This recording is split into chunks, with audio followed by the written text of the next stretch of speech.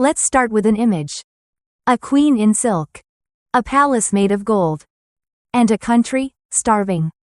Marie Antoinette, the teenage Austrian girl shipped into France to marry a future king, would become one of the most hated women on earth. The newspapers called her the Austrian wolf. The crowds called her Madame Deficit. And the revolutionaries? They called her the heart of the rotten monarchy. But in the middle of that firestorm, there was one person who never left her side. Princess Marie Thérèse de Lamballe. A woman whose loyalty would cost her everything. And if you think you know where this story goes, trust me, you don't. Stick around. Let's see how a queen's luxury, a kingdom's rage, and one tragic friendship collided in the bloodiest revolution in Europe. Look how much they love us, dear. You know what's wild? Marie Antoinette didn't step into France as a villain. She was just a teenager thrown into a royal circus. But hey, do you think being born royal deserved the blame for a whole country? History note, she had 16 kids in total.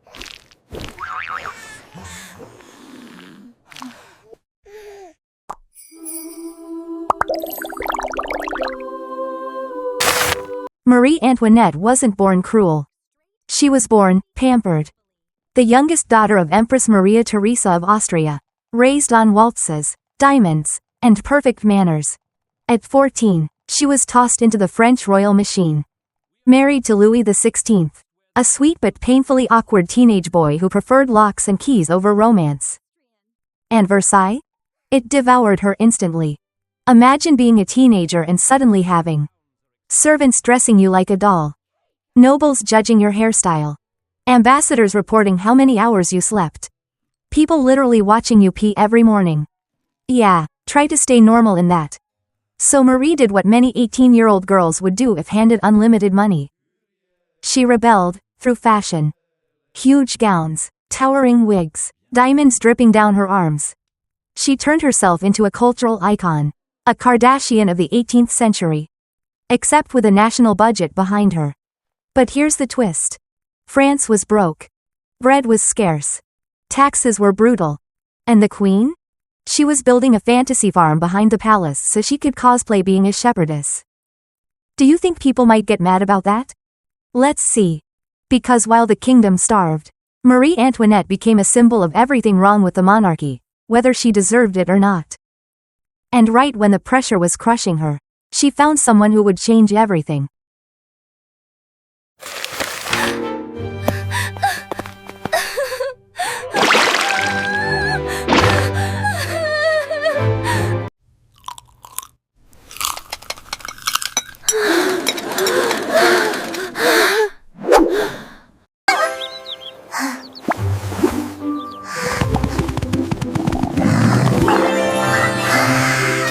Honestly, Marie wasn't evil, she was clueless. And Lamballe, she just showed up at the wrong place at the wrong time. Do you think she knew her loyalty would become a death sentence? Princess Lamballe wasn't like most nobles. She was quiet, gentle, almost fragile looking, but with a loyalty that could cut diamonds. When her young husband died, she returned to court devastated. Marie saw her, not as a noblewoman, but as someone who understood loneliness. And from that moment, they became inseparable.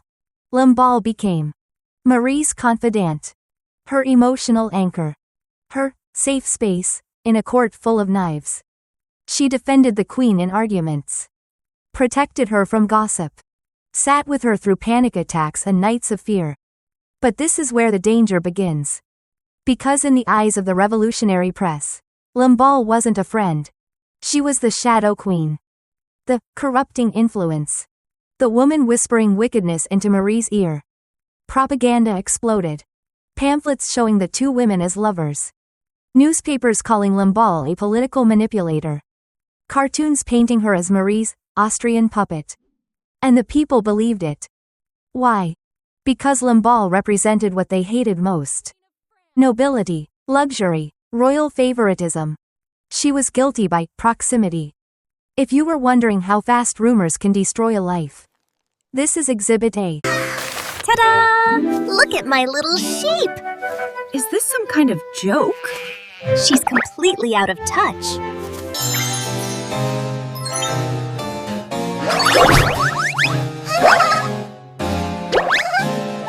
Have you heard the rumors about her? It's simply too ghastly to repeat. She has no shame. Look at her standing. And then, the diamond necklace affair. A scandal so ridiculous, it feels made up. A con artist forged letters pretending to be Marie. A cardinal bought a massive, insanely expensive diamond necklace for the queen. Marie never saw it, never wanted it, never touched it. But when the scam was exposed, France believed only one thing. The queen is buying jewelry while we eat dirt. Marie's reputation didn't just fall. It hit the floor and burst into flames. And Lamballe? She became the face of Marie's inner circle. The woman who surely knew everything. The woman who must have encouraged it. From that moment, the revolutionary press no longer saw Marie as irresponsible, but as evil. And Lamballe? As her accomplice. Let me ask you something. Have you ever been blamed for something just because you stood next to the wrong person? Multiply that by 10,000. That was Lamballe's life.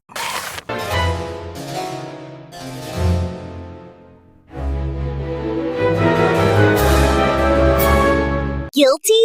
Not me! Order! To Versailles! Give us bread! Down with the monarchy!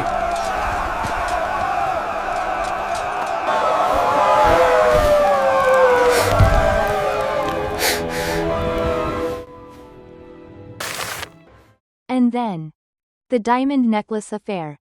A scandal so ridiculous, it feels made up.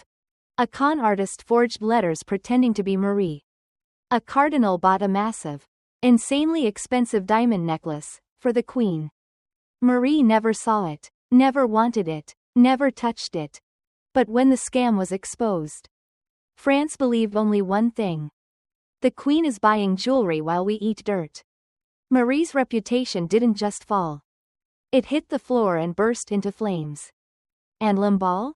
She became the face of Marie's inner circle. The woman who surely knew everything. The woman who must have encouraged it. From that moment, the revolutionary press no longer saw Marie as irresponsible, but as evil. And Lamballe? As her accomplice. Let me ask you something. Have you ever been blamed for something just because you stood next to the wrong person? Multiply that by 10,000. That was Lamballe's life. Let's be honest. Marie didn't make smart choices. But Lamballe? She didn't choose any of this.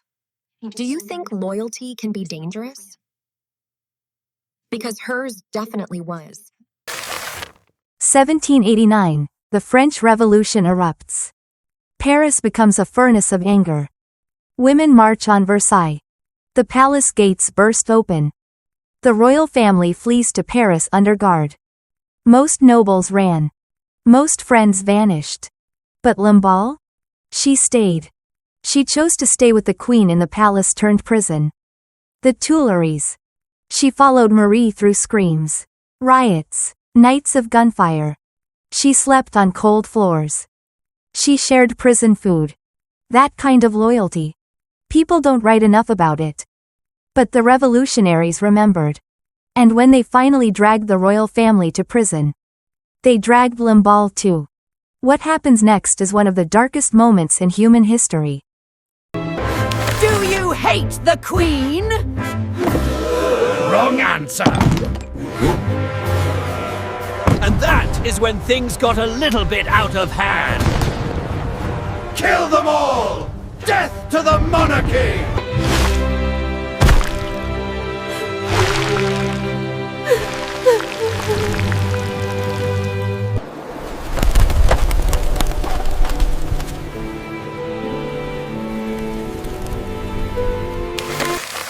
September 1792. Paris explodes into violence. Rumors spread that royalists in prison plan to escape and kill revolutionaries. A mob storms the prisons, pulling prisoners into the streets. The trials become a sick performance. A judge asks, "Will you swear hatred of the king and queen? If you say yes, you live. If you say no, you die within minutes." And then Lamballe is brought forward. They demand, "Swear hatred for the queen." She closes her eyes, shaking, terrified, but steady. And she whispers, "I cannot, I will not." That single sentence sealed her fate. The mob tears her from the courtroom. They murder her in the street. They parade her head through Paris. They carry it to Marie's prison window. This moment shattered Marie more than any loss. This was not politics. This was personal. And it was the ultimate punishment for loyalty. Do you think you understand loyalty? History might make you rethink that. It's easy to judge Marie from a distance. But watching your best friend die because she stood by you, if you were Marie, what would you do? After Lamballe's murder, Marie Antoinette was never the same. She stopped smiling. Stopped fighting. Her hair turned white in a single night. Even the guards noticed. By 1793, she faced trial for crimes that ranged from real to completely made up. She stood alone. No allies. No friends. No Lamballe. And on October 16, 1793, Marie Antoinette, once the most glamorous woman in Europe, climbed the steps to the guillotine. People forget this part, but she apologized to her executioner for stepping on his foot. That was her last sentence. Some say she died hated. Others say she died misunderstood. But one thing is certain. She died completely, utterly alone. Marie Antoinette's life has been debated for centuries. Was she guilty of excess? Yes. Was she the monster her enemies painted? Probably not. But Lamballe. She's different. She stands alone as a reminder that in revolutions, innocent people get swept away first. Their friendship was not political. It was not strategic. It was simply human. And maybe that's why it terrified people so much. Because genuine loyalty is rare. And in a world collapsing into chaos, Lamballe made the ultimate mistake. She stayed human. If you've made it this far, tell me, do you think Lamballe was a hero? Or a victim of being too loyal in the wrong era? And if you want more stories about Queen's history tried to bury, stick around. There's always another timeline.